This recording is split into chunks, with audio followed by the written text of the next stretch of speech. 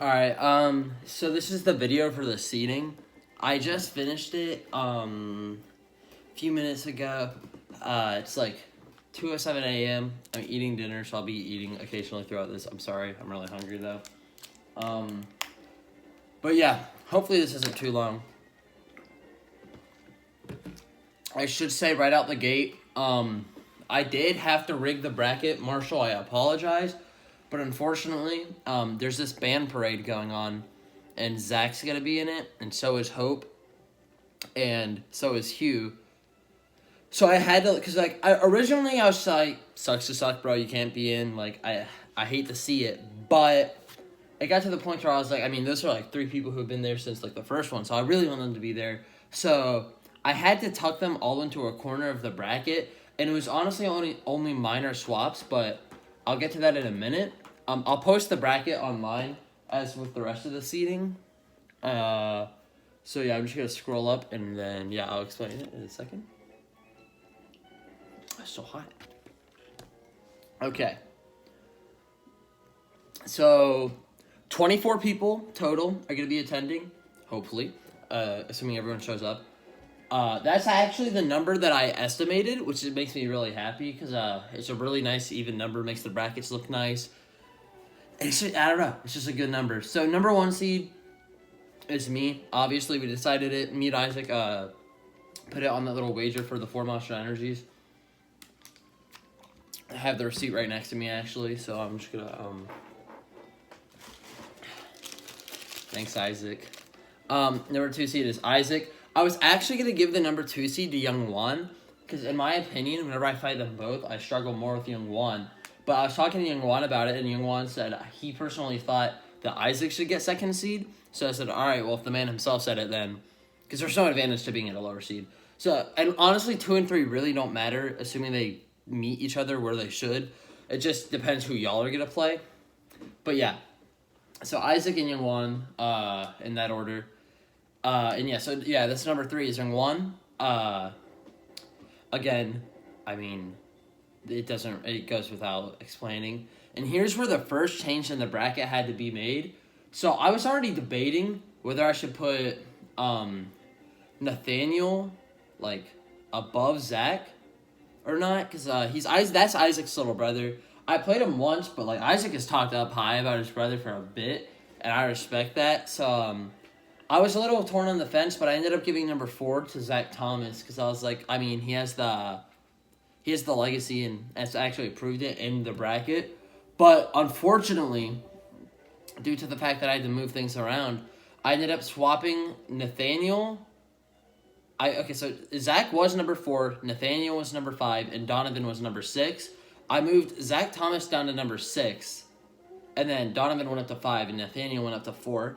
This is so that way they will all be in the same little cluster of the bracket. So that way, whenever we hold that, everything else can continue around it.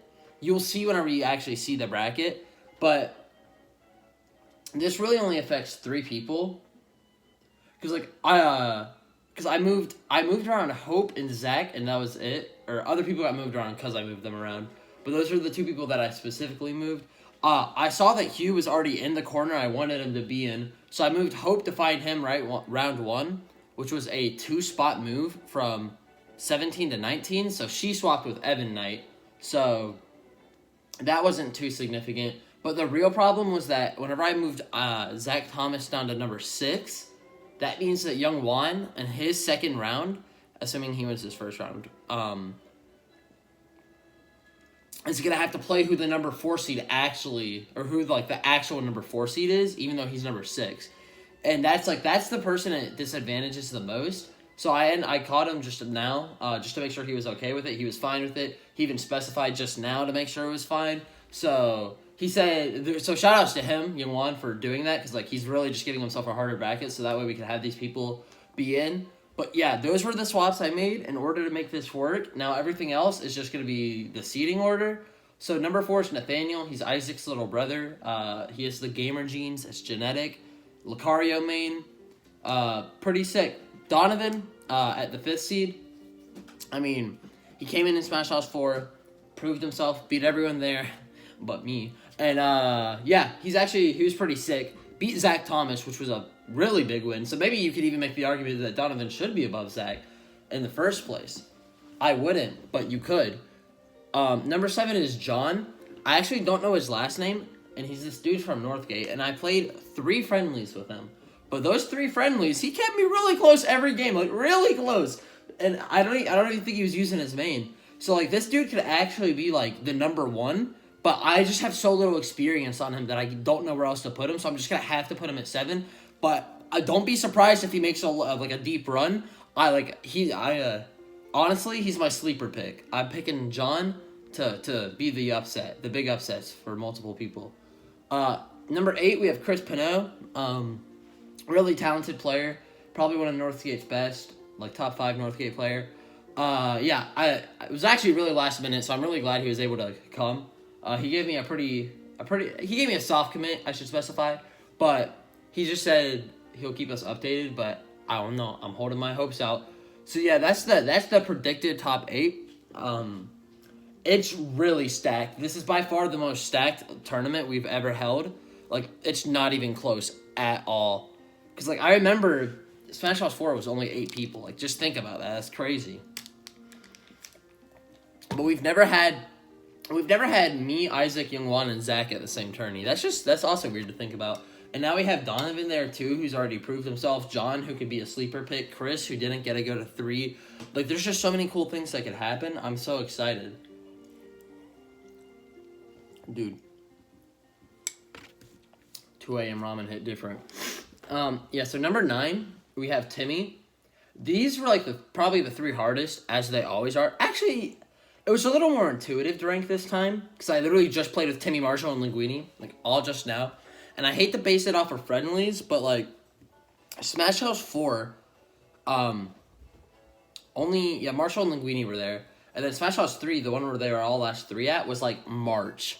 And Smash House 4 was May, so it's still not even that good. So we can't even go off of, like, historical results for the game like we used to be able to, because we just don't play enough. So I'm just going to have to go with, whenever I play with these people, this is my opinion. So yeah, it's just going to have to be like that, unfortunately. At 9, I have Timmy. His Puff, he got so good, literally out of nowhere. I don't even know what happened. Like, I'm actually kind of scared to play him. Because, like, I don't know. Puff Rob is kind of wacky at times. But, yeah. If I had to pick another sleeper, it would probably be Timmy. I could see him doing something great. Although, the problem with Timmy is he's a little inconsistent, and I feel like he could get in his own head. So, I feel like if he just, like, loses his first game, not even the set, like, it's just all going to go downhill from there. Hopefully it doesn't. I believe in him. And then number 10, I have Marshall. Dude, again, like, Marshall, I don't know what happened. Maybe he finally found the character for him, but, dude, his Wario was putting in the work. He had them low percent combos down. The only problem is he was having trouble getting the kills. Hot take, he's the person that I've played that has best understood how to edgeguard Rob. Like, I'm not even kidding. Like, the way he plays the matchup is, like, so intricate, and, like, yeah, it's crazy. I'm really excited to see how his Wario does. Again, he has the Timmy problem where he's, like, really inconsistent. Even more so. Also, Marshall has some bad losses. Timmy doesn't really have any bad losses. Like I said, we can't look at it historically, but I do think it's important to see how these players do play under pressure. Number 11, we have Linguini. Linguini just kind of vibing. So it's just kind of been vibing. I'm excited. Like, he was popping off. I could see him popping off. And it's like all 3 of these players are really similar in, like, the way they play. Or I guess Linguini's a bit different. But, like, they're all really hit or miss on the day. And Linguini exemplifies that probably the most of anyone here. Like, at all. Like, and that he's, like, the most polarizing one here, in my opinion. Yeah, as long as he just doesn't taunt at kill percent, then he should be good. Number 12, I have Mizuki. Mizuki kind of dropped off. Like, if this were, like, if Smash House 5 happened, like, a month or 2 after 4, he would probably be, like, a lot higher, but I don't know. I guess he just hasn't had time to play. His Zelda was kind of putting in work, but, like, he was just kind of getting schmixed today because he was also there. Maybe it was a bad day. Like I said, it's kind of unfortunate that I have to base all this off of like a friendly session I had. I was playing with him the other day, actually. Actually, he was doing pretty well. Okay, I was gonna switch Mizuki and Linguini around, but I'm not gonna do that. Because now that I'm thinking about it, Mizuki was kind of popping off the other day, but we're just gonna rock with it. It probably won't change too much. 13, we have Gabe, and this is getting into the people where like, this is starting to get to the point where I was just like, like close enough. Gabe definitely does belong here, though. I mean, whenever looking at the people below him, he's definitely like the most knowledgeable. Plays a lot. Hasn't really had time to play because of his Joy-Con drifting, but yeah, I don't know. Let's just see what he can do. He's my boy. I can't discount that. 14, we have Hugh, the man I always sleep on. That was my cat. I don't know what it's doing. Hugh, the man I always sleep on. Hey, prove me wrong for like the 5th time. If we ever do have a 6-1, then I'll probably seed you too low again, and we'll do the whole thing again. But actually, I was just texting Hugh, and he was all like, yeah, I haven't played in like a year, bro, so yeah, that's probably not too good. 15, we have the man, the myth, the legend, Joshua White. Dude, Josh actually has the game now. I'm actually really excited to see if he's able to replicate any upset. Like, if he's able to, I want to see what he's able to do. He beat Marshall. He almost took Youngwon to game 3, which is kind of impressive. Even though, like, I don't know.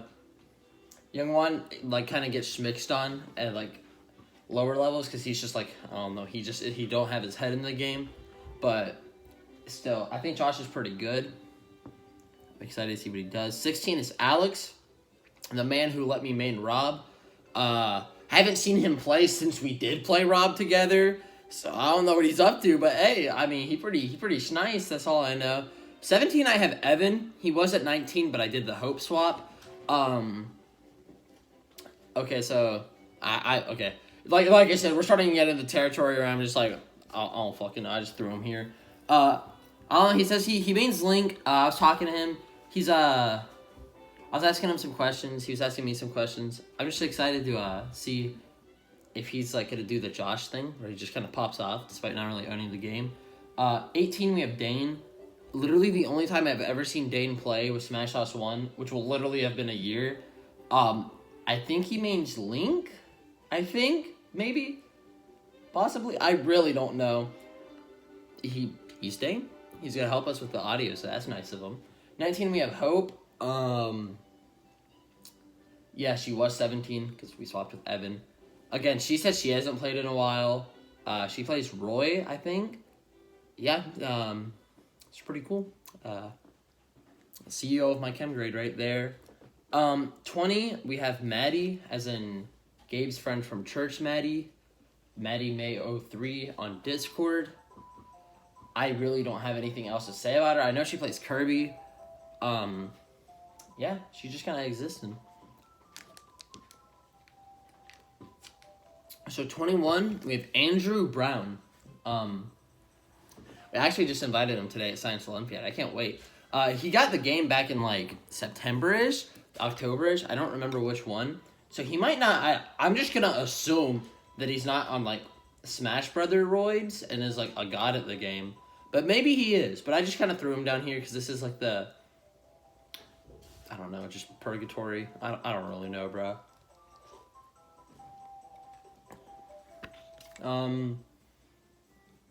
Okay, so 22 is Gus. That's all I have to say. 23 is Gerardo. Gerardo doesn't even have the game yet, but he has a win over Linguini. So honestly, I should put Gerardo above Linguini just to flex on Linguini, but I'm not going to do that. Again, he mains Link, which is actually pretty common when you think about it. Okay, actually he has the game right now, but he doesn't have a Switch, so you kind of need that to play. Excited to see what he's doing. Yeah, pretty much. 24 is Eileen. She's been really trying to get into it. I'm excited to see how she does. Hopefully she gets her recovering down. She's been playing a lot. Again, she has the problem of not owning the game or a Switch, but she's been coming over to a bunch of people's houses who do, and she's grinding, so I'm excited to see how she does. yeah, that's all 24 people. I'll just read off the round 1 matches. Because, like, yeah, so round 1, the first match will be Alex and Evan. The winner will go on to play me. Then it'll be Timmy and Eileen. The winner will go on to play Chris. It'll be Gabe and Maddie. The winner will go on to play Nathaniel. Mizuki Andrew. The winner goes on to play Donovan. Josh Dane. Winner goes on to play Isaac. Marshall Gerardo. Winner goes on to play John. Hope Hugh. And then this is the part of the bracket where we're delaying. Hope Hugh. Winner will go on to play Young Juan. And then Linguini Gus. Winner will go on to play Zach Thomas. I might like swap around someone for Gus if someone's like late or something. Because like we have like, now that we've already created the late corner, we should if anyone else is gonna be late, I'm gonna move them there because that'll just make everything so much easier. But yeah, the first round actually has a lot of close matchups. I had no idea how this bracket was going to look. I've never seen 24-person double elimination, but I actually really like it. The first round is actually probably going to be one of the most exciting rounds, solely based off the fact that so many of these players are just so even in skill level. So it'll really just give us a lot of information for the future, if there ever is a future of the Smash Houses. But yeah, I'm really excited to see how it goes. Shout outs to everyone who's helped me set this up. Hope, Linguini, Evan, shout outs to everyone, bro. Y'all are all great. Yeah, so I'll post the bracket on the Discord along with the seating, and yeah, I think that's all I have to say about this. It'll probably be way different the day of the actual tourney, but hey, I'm glad to have had it done. So yeah, I hope y'all have a good night. Keep on vibing.